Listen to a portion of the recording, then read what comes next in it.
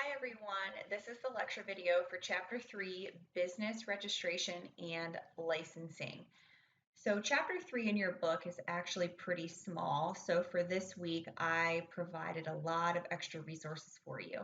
So over the next 2 weeks, you are going to learn about the different types of business entities and how you should register your business, create a name for your business, and research the type of insurance your business will need to carry. So I'm going to start in the assignments folder for this week. And here's your textbook. This will be the same for every chapter. So the first assignment that comes up is name your business. So naming your business is actually a pretty big deal because the name of your business conveys what your business does and the services that you offer.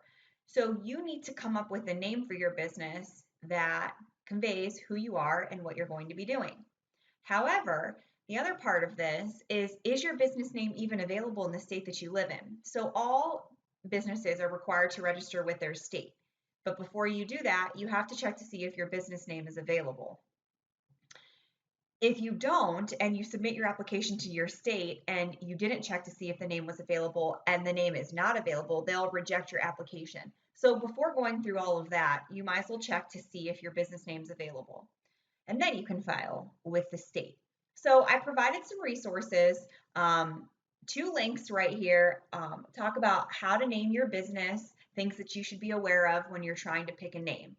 The last link talks about is my business name available in the state that you live in? So guys, with all of your assignments throughout this semester, I can only provide you with so many links without overwhelming you and you spending a large majority of time clicking on link after link or watching videos.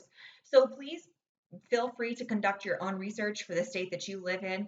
After all, this is your business and you want it to be successful.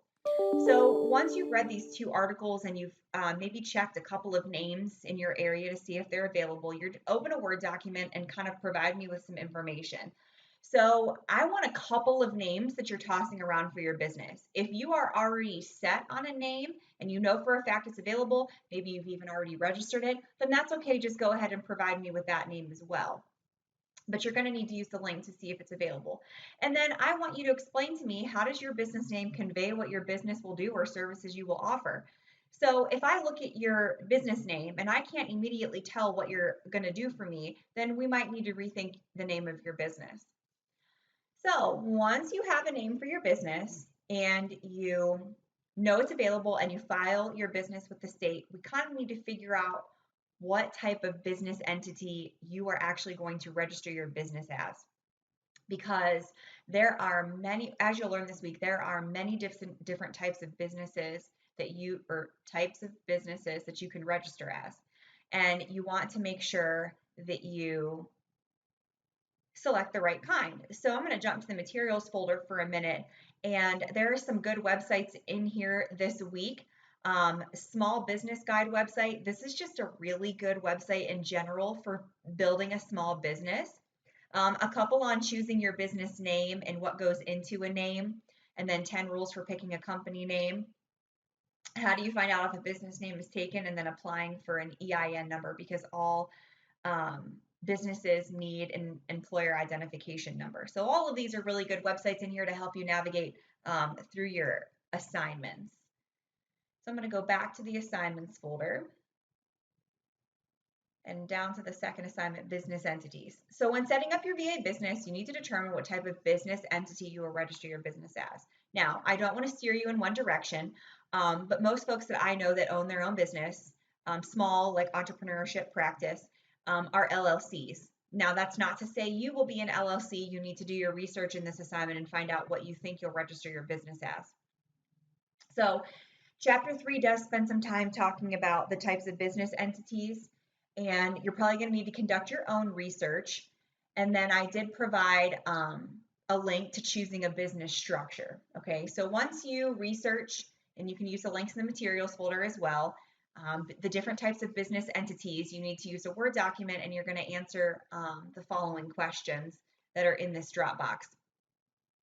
I did also provide you with another SBA website that you can use to help you with navigating what you're going to register your business as. So once we have a name, once we figure out what our business entity is going to be and we file with the state, which guys, please keep in mind, you don't actually have to file for the state for these assignments. This is just, I'm just walking you through the process. The last thing you need to pick is insurance. So most VAs work from their home. Maybe once you're up and running and you have a steady stream of clients, you might want to move out of the home into a smaller office that you lease or you rent. So because you work for yourself and and clients hire you, you need insurance to protect you, your business, and possibly even your home. Okay, so this assignment is going to have three parts. It's critical that you do not operate as a VA without liability insurance. So the liability insurance protects your business if you cost your client like a large amount of money due to an error. Okay. Also, since you are self-employed, you will be without health insurance provided by a company. Assignment is going to allow you to research options for personal liability insurance, home renters insurance, and healthcare insurance options.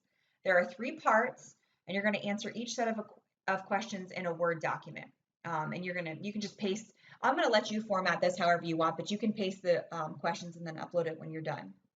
So for part one, I gave you Hiscox. It's a really well-known personal liability insurance that VA companies use, okay? However, I am not forcing you to use this. I am not saying this is the only limited liability company that is around. You may already, maybe your homeowners or renters insurance or car insurance already offers policies like this, and in which case you need to do some research and figure out what you want to use. But I'm giving you this as a resource.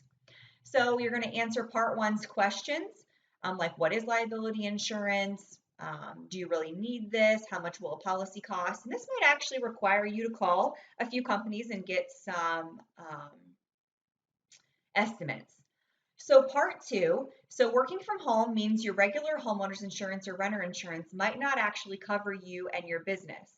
Okay, so this is something that you want to look into if you rent and or you own a home and you have homeowner's insurance.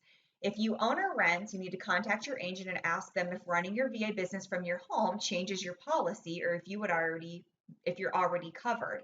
Some insurance companies will actually void your renter's or homeowner's policy if they find out you're working from home and you never actually told them. Like running a full-blown business from your home. It's different than working from home maybe 1 or 2 days a week.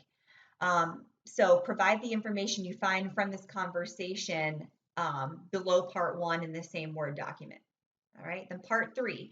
So health insurance is not provided to you since you're going to own your own business. Has healthcare been something that you need to think about or worry about when you start your own VA business? Maybe you're covered under a significant other or a spouse. So you need to kind of think about these things.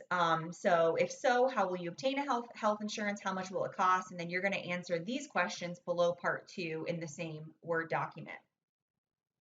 So again, we're going to spend 2 weeks on this chapter because this is going to take some time in determining business names, how you're going to structure your business, and then what kind of insurance, both liability, personal, and then health insurance that you're going to have for your business. So again, please don't forget to use the extra resources that I have in the materials folder. This will help you navigate through a lot of these assignments since, again, this chapter in your textbook, this is really small these next 2 weeks. So I'm always here if you have questions or you want to talk about something a little more that's pertaining to your business. We can hop on Collaborate or Zoom, whatever is easier for you.